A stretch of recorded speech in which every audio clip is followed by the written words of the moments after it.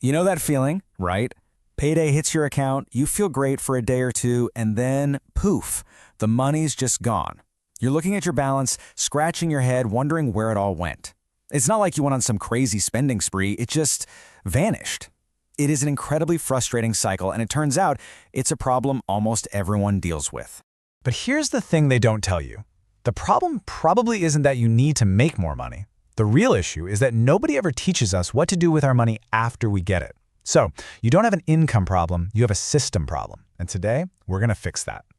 Okay, so let's get into it. The solution is this really simple but honestly life-changing framework called the 50-30-20 rule. Just picture your take-home pay like this circle. We're just going to slice it into three very clear categories. 50% for your needs, 30% for your wants, and a crucial 20% for savings and debt. Seriously, once you see your money this way, you'll never look at your paycheck the same way again. And listen, this is not about restriction. It's not a diet for your money. Think of it more like you're a manager, and you're giving every single dollar a specific job to do. Job number 1, cover your absolute needs. Job number 2, fund the things that you actually enjoy. And its third and most important job is to build your future. This is all about you taking back control. So, let's start with Section 1, the Paycheck Disappearance Act. To crack this case, we have to get really clear on the single most important number in this entire system. And this is crucial, this whole system is based on your take-home pay. I'm not talking about your gross salary, the big number on your offer letter. I'm talking about the actual dollars that land in your bank account after the government takes its cut. That's the number we're playing with. Okay, now we can move on to Section 2, a simple financial system. Let's break down exactly what goes into each of those three slices of the pie we talked about. So half of your money, that big 50% chunk, is for your needs.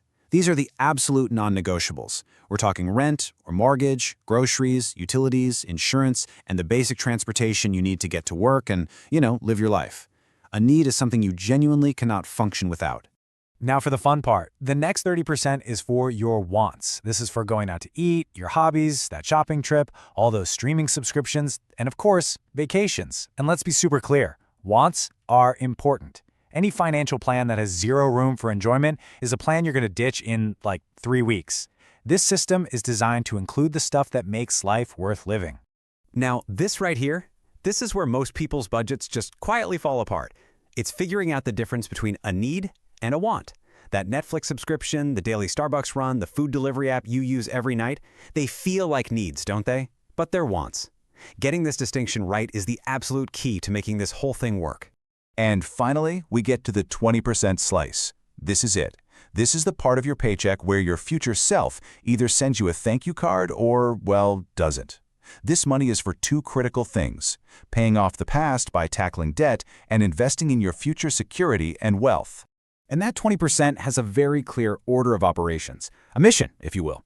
Step 1, build an emergency fund. We're talking 3 to 6 months of your essential expenses. This is your safety net. Step 2, attack any high-interest debt. Credit cards are the biggest villain here. And finally, once that's handled, you can focus on consistently investing for your retirement. Okay, so that's the framework in a perfect world. But we all know life isn't perfect, right? So let's talk about Section 3, budgeting in the real world, and how to adapt this rule to your actual life. Let's make this concrete. Meet Jane. Her take-home pay is $4,600 a month. So, using the rule, she has a plan. $2,300 for her needs, $1,380 for her wants, and a really solid $920 goes straight to her savings and debt goals. See, when you put actual numbers to it, it just clicks. And what Jane's budget really shows us is that the 50-30-20 rule is a guideline. It's a starting point, not some strict law you can never break. Your life changes, your goals change, so of course your budget should be flexible enough to change with them. For example, maybe you're in hyper-save mode. You're trying to get a down payment for a house or just fast-track your financial independence. Well, you could shift to something like a 40-30-30 split. You trim your needs a bit to seriously boost your savings rate. Or what about the other side of the coin? What if you live in a really expensive city where your rent just eats up a huge chunk of your paycheck? In that case, maybe a 70-15-15 split is more realistic for now. It's not ideal forever, but it keeps you going while still, and this is key, still putting a little something away for the future. But here's the one variation you have to avoid at all costs. I call it the 50-50 trap. This is when 100% of your money goes to needs and wants, and a big fat zero goes to savings. This is so dangerous because it leaves you with no safety net and absolutely no path forward. You're just stuck, living paycheck to paycheck forever. So, okay, budgeting gives you control, and control is amazing. But what if you want more than that? What if you want real financial freedom? Well, that brings us to Section 4, the real equation for wealth. This is where we move beyond just managing money. See, most of us grow up with a very simple equation for money. You get a job, you trade your time for a paycheck. It's your time for their money. But in that model, your income is always capped by the number of hours in a day. It has a ceiling. But people who build serious wealth, they understand a totally different equation.